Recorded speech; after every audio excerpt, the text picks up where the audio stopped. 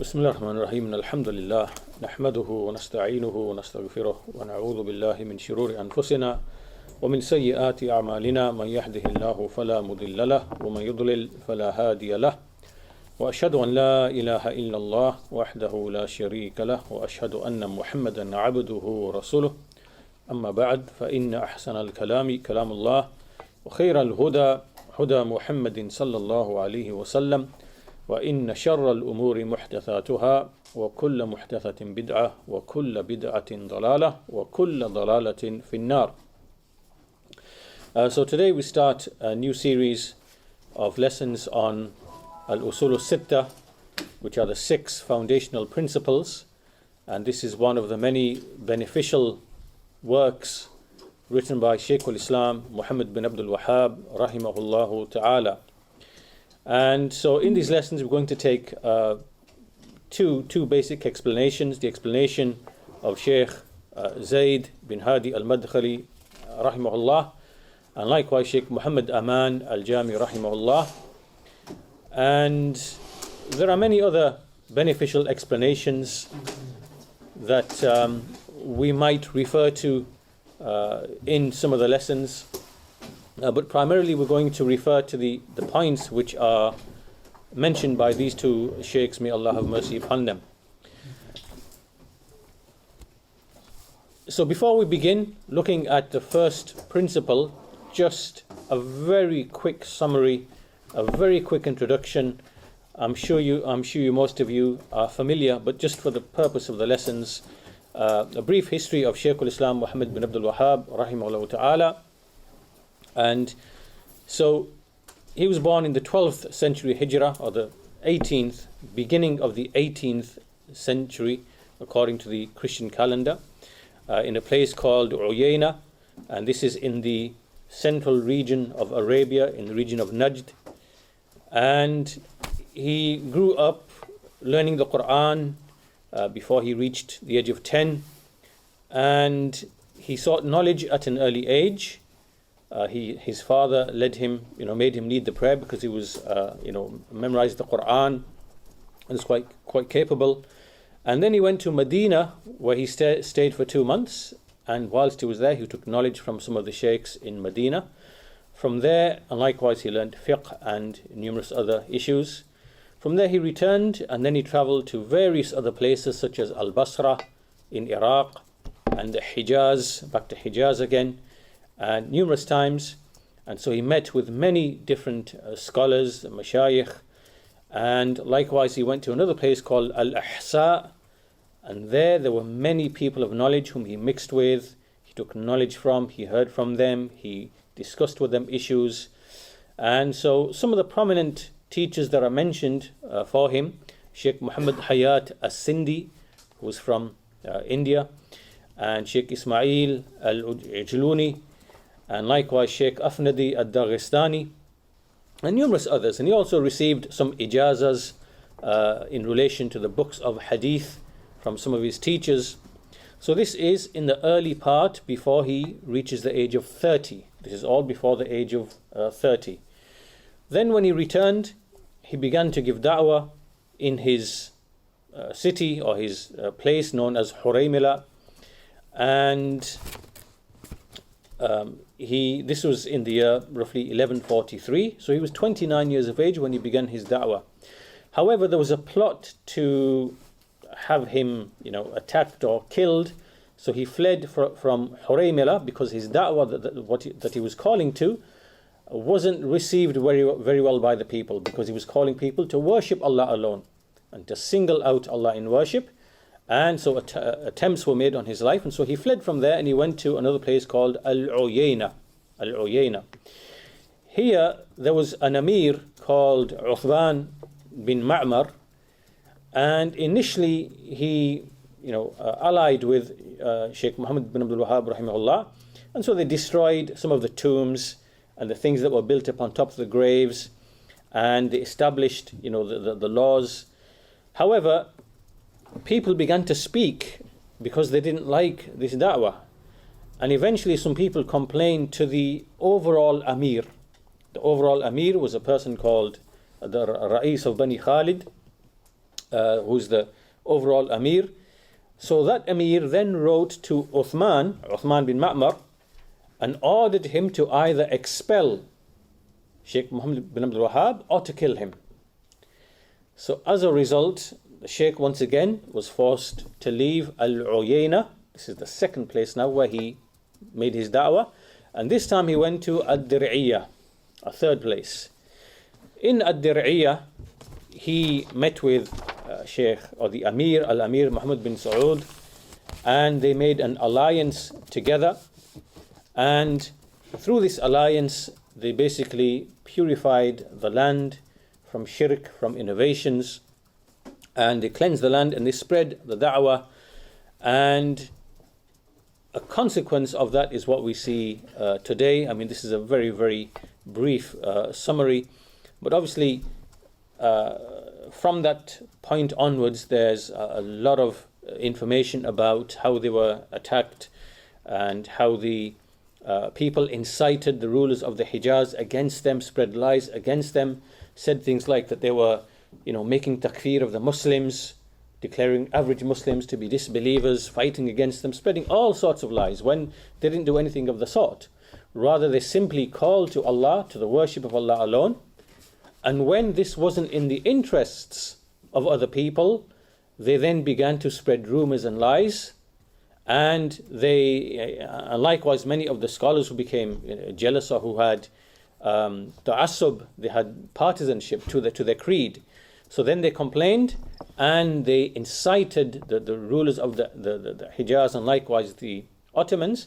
And then they were attacked first, and then in defense, they then sought to defend themselves. And all of this is clear in the letters, in the Rasail of Shaykh al-Islam Muhammad bin Abdul Wahhab, rahimahullah ta'ala, which a person can refer back to. Then he died in the year 1206, which is right at the end of the 18th century, and he left behind some extremely important works. From them, as you know, Kitab al-Tawheed, the Book of Tawheed, Kashf al-Shubuhat, Removal of the Doubts, which answers the doubts of the grave worshippers, Thalathatul Usul, the three foundational principles, Nawaqidul Islam, the nullifiers of Islam, Al-Qawaidul Arba, the four rules, and likewise this particular work, Usoolussittah, the six principles. And these are tremendous small works, but they are tremendous in what they contain. And for that reason, you see that the scholars have given great attention to these texts. They've written explanations and taught them over and over again in the masajid. And so this is one of those books that we're going to go through, inshallah ta'ala. As we said, we have two explanations. We'll try to get each principle completed maybe within 2 lessons, inshallah ta'ala. So let's begin. The first principle, the beginning of the treatise, Bismillahir Rahmanir Rahim, Min A'jabil Ajaib, after beginning in the name of Allah, the most merciful, the ever merciful to his servants. Min A'jabil Ajaib, in some wordings, Min A'jabil Ujab, from the most amazing of affairs. Wa akbaril ayati dallati ala qudratil malikil ghallab, and from the greatest of signs, so from the most amazing of affairs and from the greatest of signs which indicate the power of Allah, the King, who is Al-Malik, the Overcomer, who is Al-Ghallab. There are 6 foundations, sittatu usulin. So in other words, there are 6 principles which, when we reflect upon them and what they contain of lessons and teachings, then these principles, they indicate the power, the King, Allah the King, and Allah the Overcomer, the power. And they are from amazing signs. بينها الله تعالى بيانا واضحا للعوام فوق ما يظن الظانون. Then he says, Allah the Most High has explained with a most clear explanation for the understanding of the common people, above and beyond what the presumptuous people may think. So in other words, these 6 principles have been explained in such a way that even the common person will be able to understand. So meaning in the Quran and the Sunnah, when we look at each of these 6 principles, we see that they are so apparent and clearly explained in the Quran in such a way that if you took the most, the abladul ama, which means, as the Shaykh mentions in another principle later, that even the dumbest of the common people, the least intelligent of the common people, that when he looks at these affairs in the Quran, they're so clearly explained. However, ثم بعد هذا غلط فيها كثيرا من أذكياء العالم وعقلاء بني آدم إلا أقل القليل. However, after this and despite this, many of the shrewd people of the world and many of the intelligent people from Bani Adam, they erred, they fell into error in relation to these principles, except a very small number. So in this introduction, Sheikh Zayd rahimahullah ta'ala, he just makes a brief comment on this introduction. He basically says that these 6 principles, they are connected to an explanation of the aqeedah of the Salaf, what the Salaf believed and what they were upon in relation to these 6 affairs. And the aim of this treatise, he says, is to explain these 6 principles, these 6 affairs, and also to explain what opposes them and contradicts them. And this will be done by way of the book and by way of the Sunnah, because the Shaykh is simply summarizing what is found clearly and explicitly in the Quran and the Sunnah. He's not saying anything else. These are not principles that he has innovated himself or invented himself. And as you know, when you read the books of the Shaykh, for example, Kitab al-Tawheed, it is nothing but the verses of the Quran and the hadith of the Messenger of Allah ﷺ, without any of his own speech really, except points at the end, right? And similarly, his other works are filled with ayat. And so these principles are not innovated principles, rather they are the clear meanings found in the Quran. So each of these 6 principles will touch upon one of those major foundations of the religion. And the Shaykh then goes on to say that in this brief introduction, the author, which is Shaykh al-Islam Muhammad bin Abdul Wahhab rahimahullah, he's expressing his amazement. In these words, he's expressing his amazement as to how a person can fall into an error in something which Allah the Most High has made clear in the Quran in the most clearest of ways, and which the Prophet ﷺ has made clear in his Sunnah, in his pure Sunnah, in the most clearest of ways. And despite this, we find that many of the people have erred in these affairs. Why? Because they became deficient in their understanding of the texts of the Quran and the Sunnah. It's not that they didn't have intelligence, because as we see, the Shaykh mentioned that many of the shrewd and intelligent people, they fell into error with respect to these foundations. But it is because in their understanding, in their fiqh, in their understanding of these principles, they fell into error, they fell into shortcoming, and they didn't truly understand the various texts that relate to each of these issues. So this leads us into the first principle then, or the first foundation. And the first foundation, the Shaykh says, al-aslul awwal, the first foundation, ikhlasu dini lillahi ta'ala wahdahu la sharika lah, which is to single out or to purify the religion for Allah the Exalted, to make it sincerely and purely for Allah the Exalted alone. وَبِيَانُ ضِدِّهِ الَّذِي هُوَ الشِّرْكُ بِاللَّهِ, and to explain its opposite, which is committing shirk, setting up partners for Allah.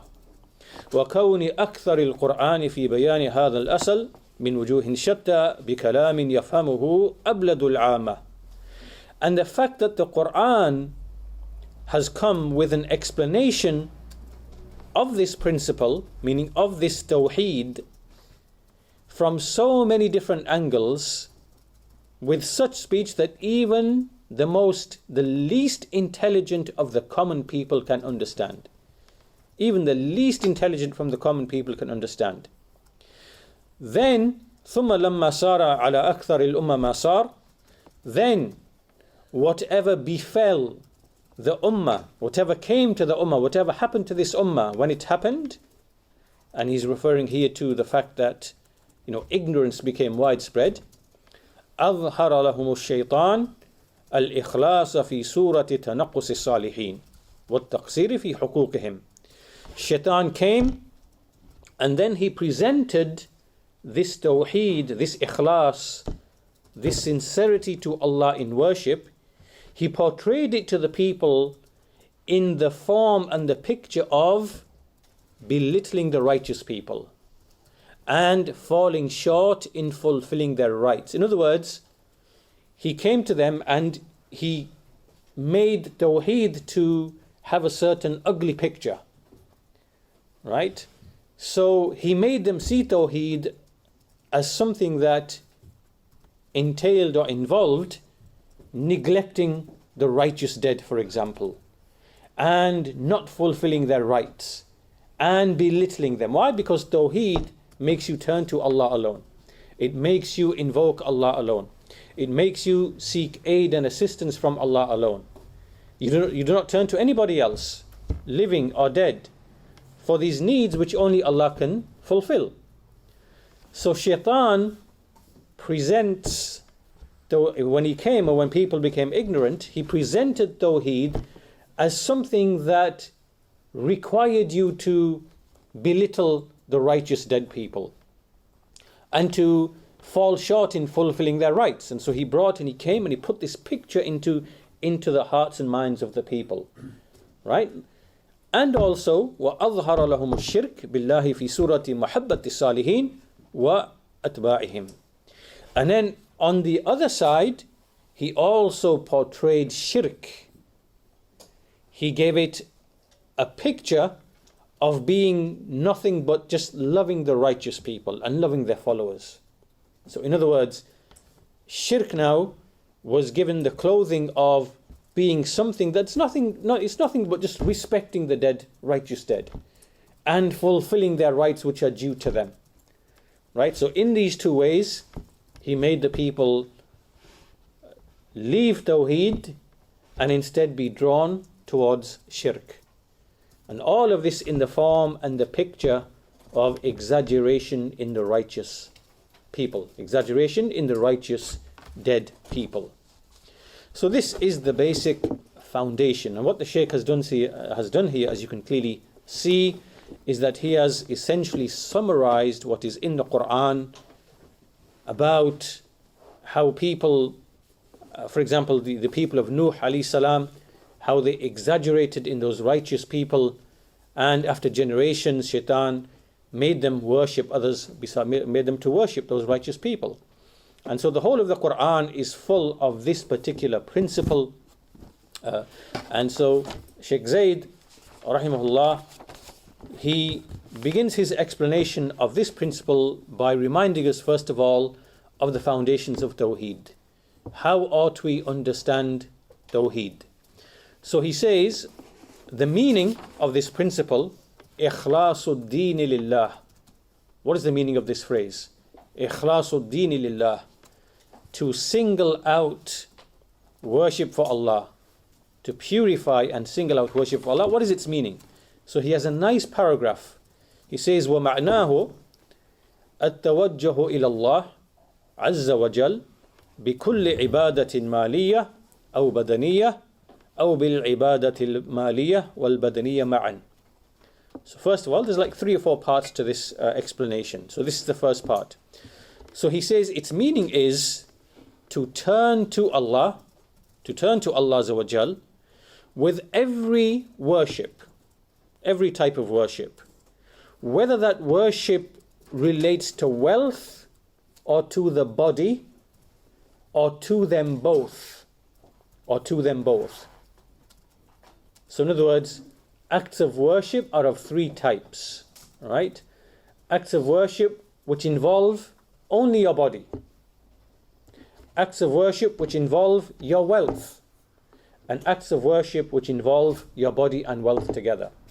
So, for example, the first type is the prayer, for example, or fasting, for example. This involves only your body, nothing else. These are acts of worship which are bodily in nature.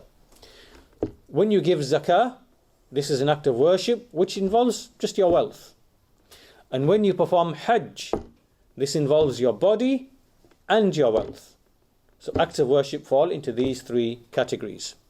So the first part of the explanation of what is Tawheed is, first of all, is to say that all of these acts of worship, whether they relate to your body or your wealth or both together, to turn to Allah only with these acts of worship. التوجه إلى الله عز وجل بكل عبادة. To turn to Him. Right? So first of all, to give these acts of worship to Him. However, على سبيل الإخلاص والإفراد لله وحده بدون شريك. However, it is in a particular manner. It is to do so out of sincerity. To do it out of sincerity, out of ikhlas, and out of singling out Allah alone without any partners. So this means to do these actions for His sake and not for anyone or anything else. So, number one, you direct these actions only to Allah. And secondly, you are doing them sincerely as well. Right? It is not for any other motive or objective, for any other praise or recognition, or out of seeking wealth, or seeking any other motivation that a person has. Rather, it is out of ikhlas. Right? So there are two things now. First, these acts of worship are directed to Allah and not to anybody else. And secondly, within those actions, you are sincere, meaning that you are doing it to earn Allah's pleasure and for no other purpose, for no other reason. Right. So this is the essence of Tawheed. And then the Shaykh explains the reason for that. He says, إِذْ إِنَّ اللَّهِ. This is because Allah, indeed Allah, Azza wa Jal, He is the one الذي انفرد بالخلق والتدبير والتصرف المطلق في الكون. This is because Allah Azza wa Jal is unique in creating and regulating and, His absolute control over all of the creation without any partner, without anyone to aid Him or assist Him. Right? So because He is the one who is alone in creating you, providing for you, regulating all of your affairs, and He doesn't have any helper, any aider. There's no angel that helps Him, no jinn that helps Him, no prophet that helps Him, whom Allah needs to help Him in His dominion, in His kingship, in His lordship, in running His creation. He doesn't need anybody. And so, for that reason, He alone should be singled out with worship, as opposed to He doesn't have any rivals, any partners, any likenesses, anyone that resembles Him, any supporters or aiders. Right? So therefore, this is now the rational justification why only Allah should be worshipped alone. Now this is very, very simple to understand. It is very clearly explained in the Quran. And when a person reads the Quran, without any previous misconceptions or previous beliefs that a person might have been, affected by, this is something that is so obvious in the Quran. Yet despite this, Shaitan has misguided, many, many nations in what has passed. And the way he has done this, from taking them from this very, very simple, which the fitrah will recognize. Even if you take a Christian and you explain to him that, the basics of Tawheed, what it means, what Tawheed is with the Muslims, you won't have a problem in understanding it. But it is because of that, that corruption in fitrah and that nurturing upon shirk from an early age that blinds them from accepting the truth, this truth which the fitrah can actually see and recognize and very clearly understand.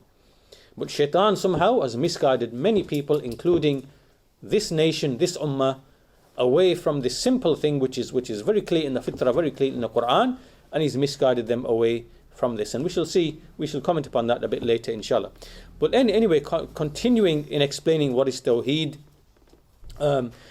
Tawheed then means that a person is sincere in his acts of worship. He directs them only to Allah, and he frees himself from everything which clashes with this Tawheed, with this meaning.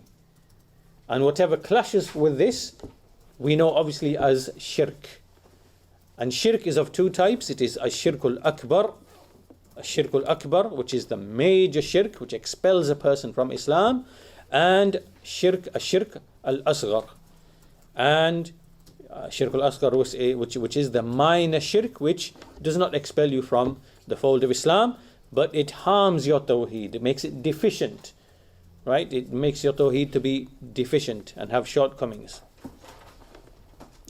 So the Shaykh then goes on to explain after this that it is known, وَالْمَعْلُومْ شَرْعًا وَأَقْلًا أَنَّ كُلَّ شَيْءٍ لَهُ سَبَبٍ. It is known by way of the Quran, and also it is known by way of reason, that everything has a cause. Everything has a cause. This is because Allah's creation, Allah has created the creation by way of causes and effects, right? Causes and effects in Allah's creation, and likewise in His Sharia. I'll give you two quick examples.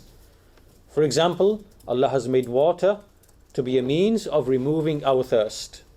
This is cause and effect. Cause and effect. Allah has made food to be a means of giving our bodies nutrition and keeping us alive. Allah has made air as a means, as a cause of, again, keeping us alive. These causes and effects. And there are millions upon millions upon millions upon causes and effects within Allah's creation. And we study these causes and effects, and through that we come to have knowledge of Allah's creation, and then we utilize that knowledge in order to facilitate our interests, to make our interests easy, right? So therefore we have agriculture, we have industry, we have science, we have technology. So there's no conflict between the deen and between reason, aql, and the revelation. There's absolutely no conflict whatsoever. We don't have this in our religion, because we believe in and we accept that Allah's creation is by way of al-qada wal-qadar. Al-qada wal-qadar means the causes and the effect, the asbab, right? The asbab. So because of that, we do not have any issue, between sound science and scientific investigation and study when it is done correctly, and not the inventive fairy tale type of science, but we're talking about the hard science that deals in actual real things, empirical things, right? So from experience, from this type of experience, and also what the Sharia has told us, from both these routes we know that everything has a cause. So I give you examples from the creation, examples in the Sharia. From the Sharia text, Allah mentions how in the Quran He sends down the water, and through it He revives the earth. This is now a Sharia proof that tells us that there are causes and effects, right? Or how He sends the winds and the rain as mercy, right? So in other words, there are thousands of evidences in the Quran that there are causes and effects within His creation, right? Now we accept this as Ahlul Sunnah. There are some, like the Ash'aris, for example, they deny this. They deny, this. They have mistakes in this field. Anyway, the point being, the reason why the Shaykh has mentioned this, that by way of reason and by way of revelation, we know that everything has a cause. He's brought this to our attention because he wants to explain what was the cause of people clearly understanding Tawheed at the beginning, and then being misguided, and then led to shirk. What was the cause of that process? There has to be a cause. And this is true. And this is a very important point, because when we start asking these questions about what was the cause for this and what was the cause for that, about how the Muslims differed, and how did the various statements appear in this ummah which weren't there at the beginning. How did the saying of the Khawarij come about? How did the saying of the Rafida, the Shia, how did it come about? How did the saying of the Qadariya, why did it come about? And the Murjiya, why did it come about? Why did the saying of the Jahmiya, why did that come about? And so on and so forth. Right? If you start asking these questions about the asbab, what were the reasons, then obviously you are going to try and find the answers, and the answers are there in history. And this is really the difference between the people of Tawheed and Sunnah, who have a solid and sound understanding of Allah's creation and of Allah's laws in His creation. Right? They know everything has a reason. Why are the Muslims weak? Why are the Muslims divided? Why are they not, in unity? Why do they have so much? Why are there so many things in the hearts of the Muslims towards each other? Right? So the person who is a person of the Sunnah and Tawheed, with this knowledge, he is like a true physician. He's like a true doctor, because he understands the true and real reasons behind the diseases and the maladies. Right, now this is in contrast to those people who are not concerned with these issues. Right?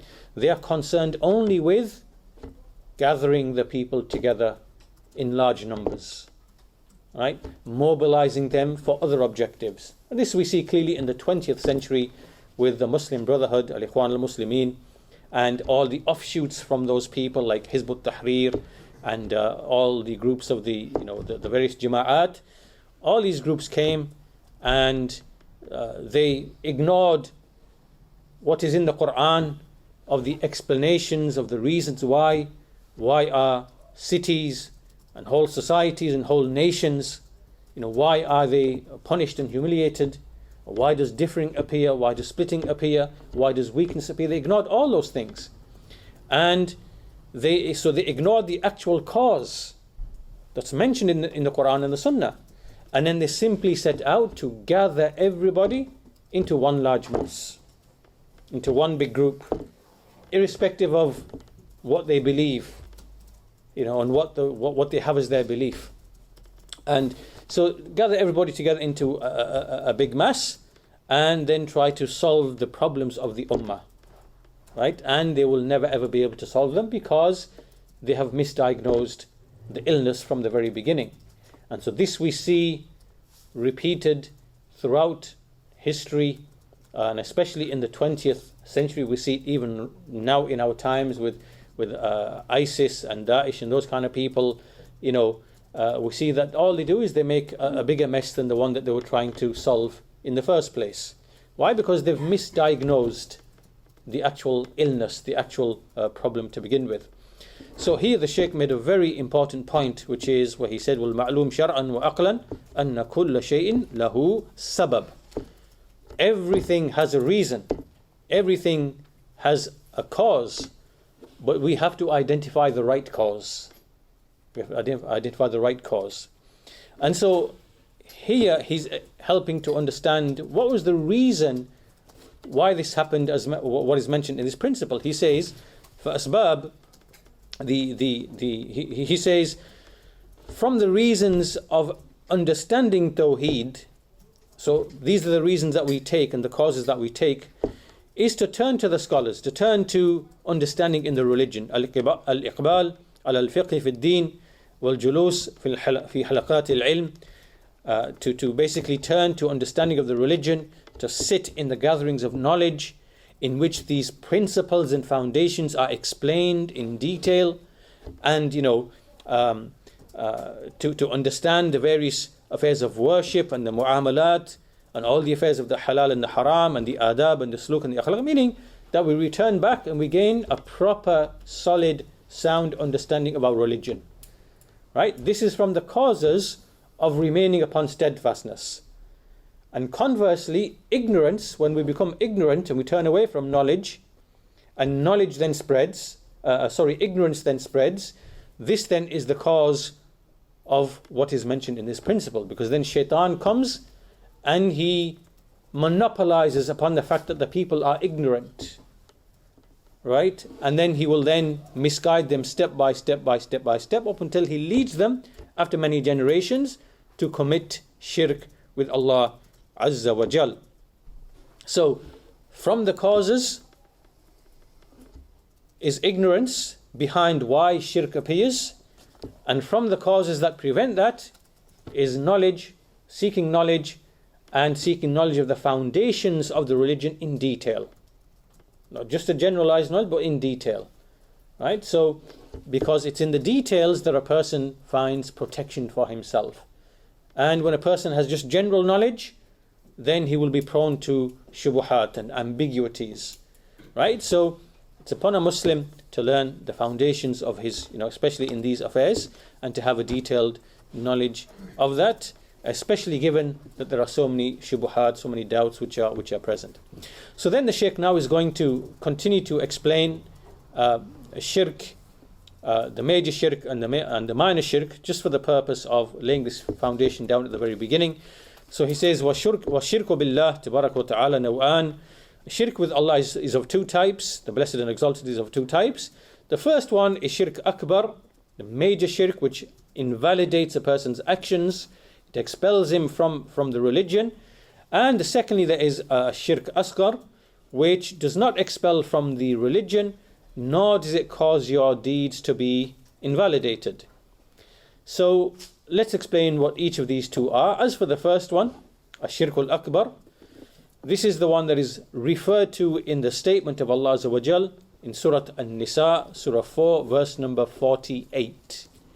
إِنَّ اللَّهَ لَا يَغْفِرُ أَن يُشْرَكَ بِهِ وَيَغْفِرُ مَا دُونَ ذَلِكَ لِمَنْ يَشَاءُ.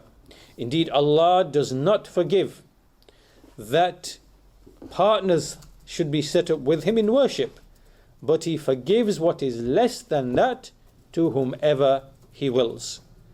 So in other words, if you die upon shirk and worshipping others besides Allah, that can never be forgiven. But if you die upon what is less than that, less than disbelief and shirk, then Allah will forgive for whomever He wills. Now, what is the principle that explains to us what is this major shirk? It is that a person takes acts of worship which are due only to Allah, and he gives them to other than Allah. For example, he invokes and calls upon another being alongside Allah. So he calls upon a saint or a dead person in the grave, and he calls upon him, or he seeks aid from him, he seeks assistance from that person, even though that person is dead and buried and perhaps turned to ashes and dust, right? Or he seeks rescue from him, or he sacrifices an animal to him, or he has certain actions of the heart, like a type of hope in him, which is a hope that you only place in Allah Azza wa Jal. Or you have a type of fear with respect to that person, you hold him in awe, or you fear that person as if you believe him to have powers and abilities, right, to bring you harm, which only Allah has power over, and so you fear him with that type of fear. This now is the major shirk.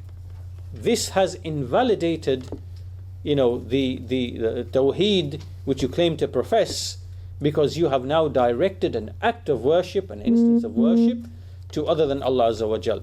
This then is the major shirk. And any person who falls into this, then he is a mushrik, he's a polytheist, he's a kafir, he's a disbeliever. And this is after, obviously, the proof is established upon this person to show him that his action opposes what the prophets and messengers came with. As for ashirk al-asghar, the minor shirk, then this is whatever is less than that, less than the major shirk. And even though this doesn't expel a person from Islam, it is extremely, extremely dangerous upon the Muslim nation. In fact, it is so dangerous that out of all of the crimes and sins a Muslim commits which do not expel him from Islam, this one is the worst. So in other words, you have ash-shirkul asghar.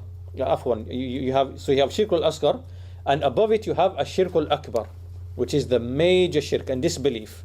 Right? So if that's the dividing line between iman, kufr and iman, then the greatest sin that you can commit is ash-shirkul asghar.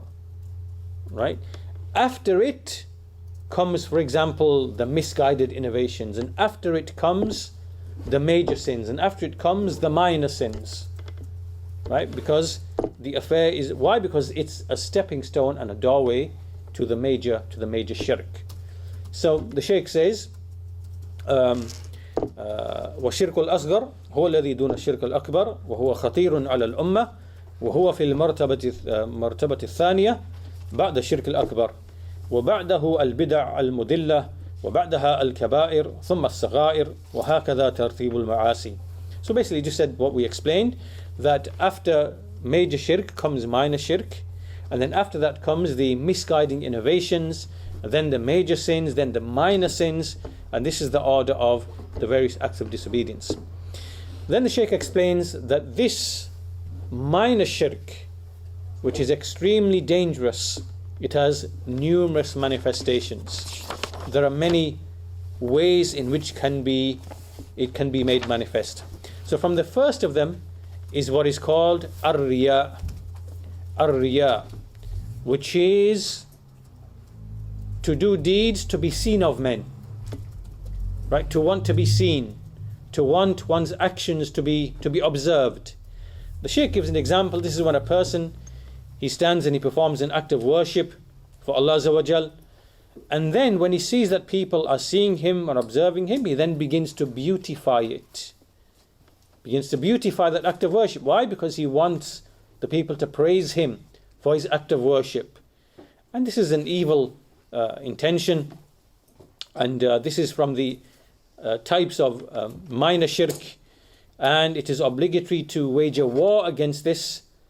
Every person has to fight against his soul in order to repel this from himself. Why? Because this is something that nobody else knows. Only you know and Allah knows.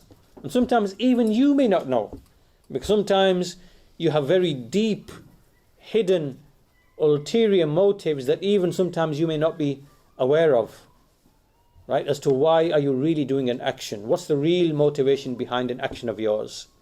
So these are things that a person has to strive against his own soul, in striving to be upon sincerity, striving to be sincere to Allah, striving only to want the reward that is with Allah in the hereafter, and not anything else. And alongside this, there are certain supplications that the Messenger of Allah has taught us to say. For example, Allahumma inni a'udhu bika min an ushrika bika wa ana a'lam wa astaghfiruka lima la a'lam. O Allah, I seek refuge in you that I should set up partners with you whilst I have knowledge of it, knowingly, that I knowingly do so. And I seek your forgiveness for that which I do not have knowledge of. So meaning sometimes a person might knowingly want to be praised for something, right? An act of worship, giving charity or something like that, and he wants to be praised. So he knowingly does that. So he seeks protection from Allah in doing that with knowledge.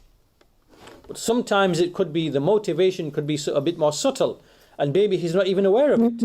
So then he asks Allah's forgiveness for those things that he does, without knowing. Likewise, you have in another similar wording, Allahumma inni a'udhu bika min an ushrika bika shay'an a'lamuhu wa astaghfiruka lima ta'lam. O Allah, I seek refuge in you from associating partners with you in anything whilst I know it. And I seek forgiveness for that which you know. Because Allah knows more than what we know.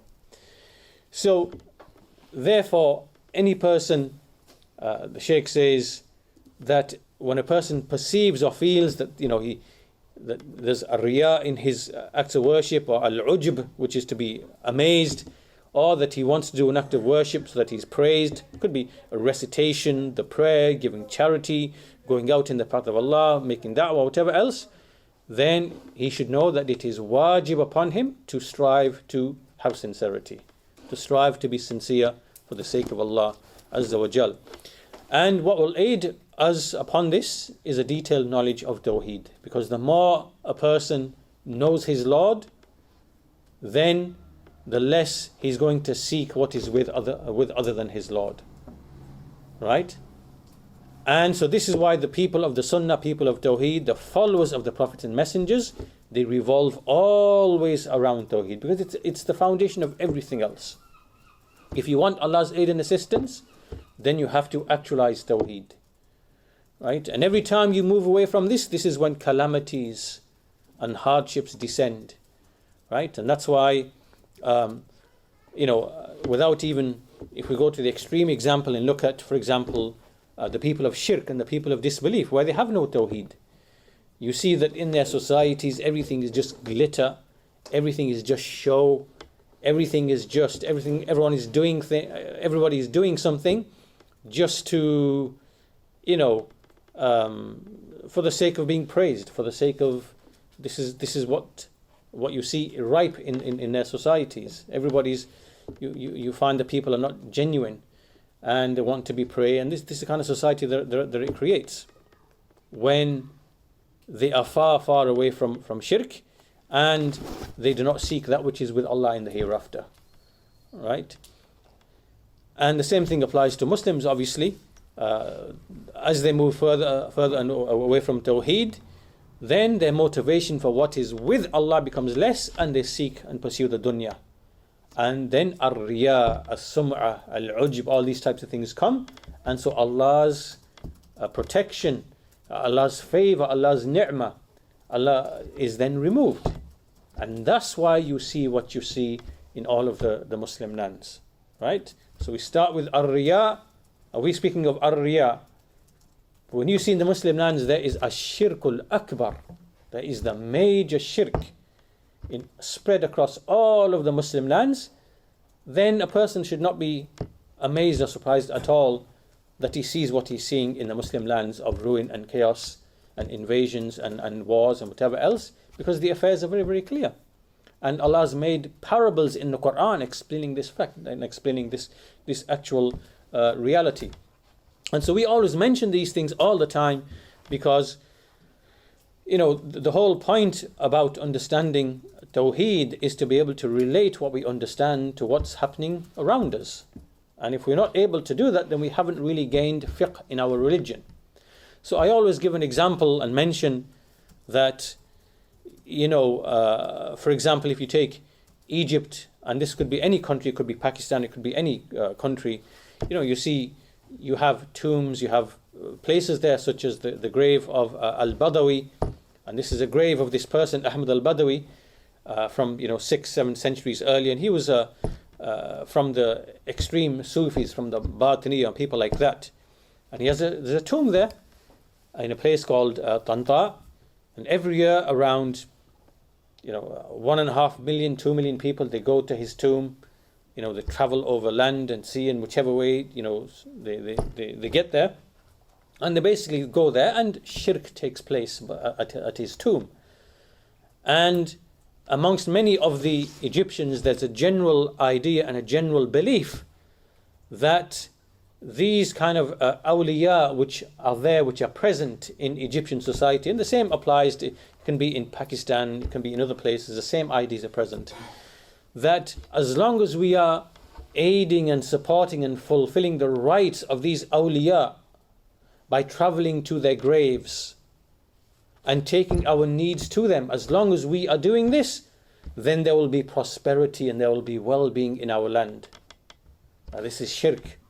This is the major shirk, right? And then when you see the calamities that takes place, when you start seeing that the prices of goods begin to rise, right? And then the rulers start to become oppressive, and they're not interested in fulfilling the rights of the people. They want their own rights. Or they start to hoard wealth, for example, or they start to monopolize on power, for example. Slowly these types of things begin to appear in the land, right? And the reason for that is because the people have turned away they reject the favors of Allah. فَكَفَرَتْ بِأَنْعُمِ اللَّهِ, as Allah says in the ayah in Surah An-Nahl, that the city, it rejected the favors of Allah. So Allah made it to taste hunger and fear. These are two things, hunger and fear. In a society, either there is al-aman and al-rizq. Al-aman is safety, and al-rizq, which is food. Right? When you wake up in the morning, you're only thinking of two things. You're thinking of what am I and my family going to eat today? And secondly, when I go out of my house, am I safe? This is al-aman wal-khawf. These are two things. And the opposite is al-ju', which is hunger, and al-khawf, which is fear. Right? Now these two things, how they are found in a society, comes back down to how you are being grateful to Allah for His favors. This is how we look at every single society. This is how we look at every single Muslim nation, every single Muslim population. So if in your society, if in your country, and we find this with most Muslim countries, you see that the rulers are hoarding the wealth, that the prices have increased, jobs are hard to come by, food is hard to come by, and when you leave your house, you fear that you might be attacked or robbed or looted, or people are cheating you, and there's no honesty anymore in the weights and measures and trade, then you should know the reason for that is because the people are being ungrateful to Allah Azza wa Jal. Right? So now some other people come along, and what they do is they say, no, the reason for all of our problems are the rulers. Right? So Shaitan then convinces these people that the reason why they are in all these problems is because it is the rulers. Right? And then they start mobilizing the people into, like we said before, they ignore the condition of the people, and then they start mobilizing them, and then they start to lead them into rebellions and things of that nature. Right? And all of this is from the ignorance of these types of people. And as we see, I think it was Ibn Mas'ud radiallahu anhu, who said, or one of the companions, maybe it was Mu'adh bin Jabal, one of the two, he said, إِنَّمَا الْأَمِيرُ مِنْ أَمْرِ اللَّهِ. Indeed, the Amir is from the affair of Allah. فَمَنْ تَعَنَ فِي الْأَمِيرِ فَقَدْ تَعَنَ فِي أَمْرِ اللَّهِ. Then the one who reviles the Amir has reviled the affair of Allah. What this means is that it is Allah Azza wa Jal who places the ruler over people. Right? Over the best of the people, Allah placed Abu Bakr and Umar and Uthman and Ali radiallahu anhum ajma'een, over the best of the people. Allah is the one who places rulers over people. And so therefore, when we see in Muslim countries, Muslim societies, that there are rulers who may be corrupt or evil, or who hoard the wealth, do not care about their citizens, right? Then there are, remember we said at the beginning, everything has a sabab. Everything has a sabab. Yes, everything has a sabab. Why has Allah put a ruler over people, a certain type of ruler over people? Now there are reasons for everything. So, إِنَّمَا الْأَمِيرُ مِنْ أَمْرِ اللَّهِ. Indeed, the Amir is from the affair of Allah. So whoever reviles the Amir has reviled Allah. So this is like, for example, when a person says, why are the prices so high, and why is there so much injustice, why is so much poverty? It's all because of the ruler's fault, and this is the speech of an ignoramus. This is the speech of an ignorant person who doesn't understand the asbab kawniyah and the asbab shar'iyah, meaning the causes and effects, how Allah has placed them in His creation. This is an ignorant person speaking, right? This is an ignorant person just in the same way as we have an ignorant person who doesn't understand the causes and effects in like the worldly things, right? He misunderstands them. So the point behind all of this, that we're mentioning all of this, going back to where we were at the beginning, was the issue of ar-riya, which is shirk with Allah Azza wa Jal, and how this is connected to tawheed, And this is leaving aside, we haven't even got to major shirk. We are speaking about ar-riya. When it moves further and further and further, you get to major shirk, then you see tremendous calamities upon the Muslim nation. And that's why there's a tremendous statement from Shaykh al-Islam ibn Taymiyyah rahimahullah in his book, I think it's Ar-Radd al-Bakri. And in this book, he basically, remember in the time of the Mongols, he was saying that the people, when the Mongols came, they used to run out and they used to go to the graves and tombs. And they used to say lines of poetry seeking help from the people in the tombs. And then he said a large number of the people of knowledge came together and they had a discussion, and some of them said we should continue to repel the Mongols, and others said no, we should hold back and we need to purify the people in terms of their beliefs. Right? So they began to cleanse the people's beliefs in terms of Tawheed and so on and so forth after many, many, many years. And then what happened is Allah gave them such victories against the Mongols that they never ever had before. And so this shows the effect of Tawheed in the hearts of the people, and how it brings about, how it is a sabab for the aid and the assistance of Allah Azza wa Jal. So anyway, this was one of the types of ar-riya. We'll mention just a few more manifestations and we'll finish the lesson there inshallah ta'ala. So some other forms and manifestations of ar-riya is, for example, when you ascribe something to Allah and to someone else. For example, if you said, this is a type of minor shirk in terms of speech. If you said, if it wasn't for if it wasn't for you, then I would have got robbed. When you say, if it wasn't for you, I would have got robbed. My car would have got robbed. This is now a type of minor shirk.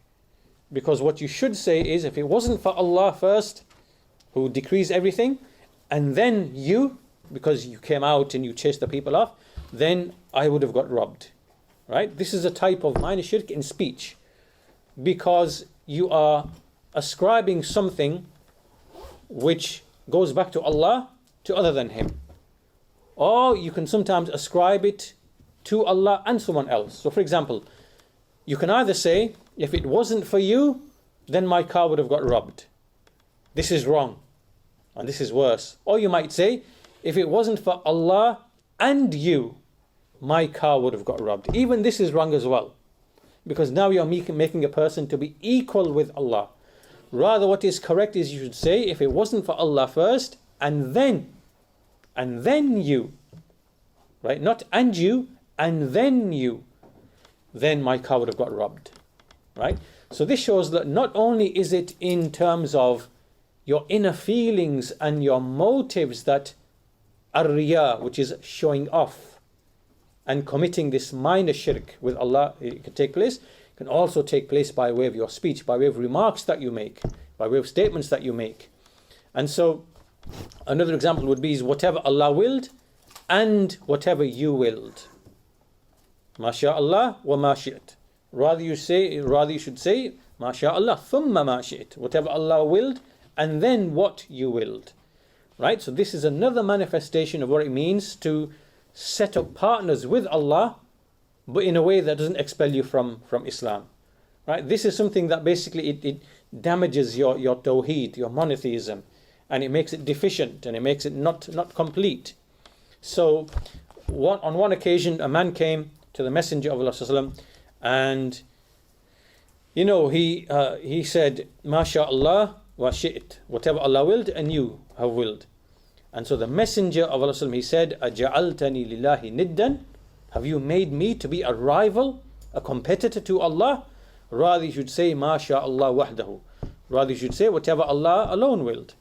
So we can see here that even in speech, so we can have motivations, intentions, motivations that can be not purely for the sake of Allah. We are trying to please someone else or win the praise of someone else. And sometimes we can say things where we ascribe something which should only be ascribed to Allah. We're making someone equal to Allah in our speech, even though that doesn't expel you from the fold of Islam. So these types of things are obviously the minor shirk, which are very, very serious and very, very grave, which a person ought to free himself from and strive very, very hard to keep away from, because this is, the very foundation of our religion. It's the foundation of our religion. So what we can do there is we can stop there for today. Really, this explanation is to outline what is Tawheed and what clashes against it or with it, and we'll continue with this explanation inshallah ta'ala, the rest of the explanation in the next lesson. Walhamdulillahi Rabbil Alameen wa sallallahu ala nabiyyina Muhammad wa ala alihi wa sahbihi ajma'in.